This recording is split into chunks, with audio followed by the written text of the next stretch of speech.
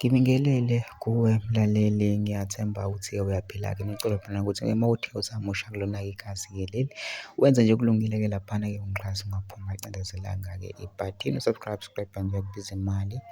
Kumahhala nje kusho nesenti-ke lemnyama le khona uzokwazi phela ukuthi uqhube uthole nezinye-ke iy'ndaba-ke ezintsha ezisapenzile ngiza nazo.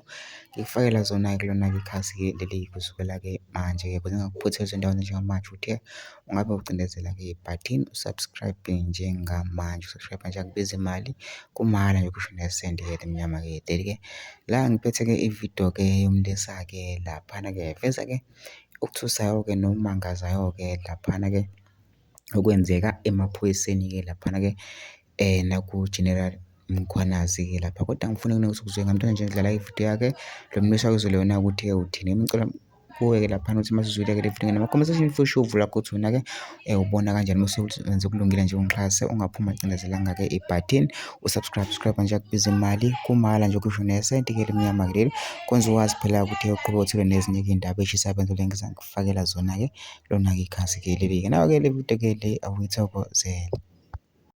Angisho ukuthi ngithini, kepha ngithi wey'ngane zakwethu bemadlanga commission nini enowofakazi enazi ukuthi bangaka abavelile, futhi nina enowofakazi enazi ukuthi bangaka sebeboshiwe.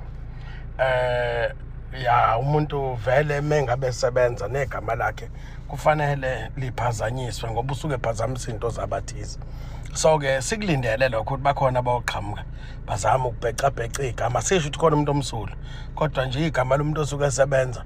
Mina ngibona iphoyisa nje lapha kuMkhwanazi, ngi-honest ngibona futhi iphoyisa elibopha ngempela elingenasikhathi sokudlala. Ngisho lo Mkhwanazi wangempela, hhayi lo ojulukayo, khona lo Mkhwanazi lo obophayo iyiphoyisa.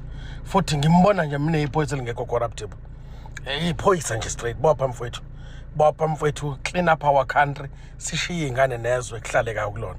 Bopha lezi zinto Mkhwanazi, bopha ngempela mfowethu, bopha.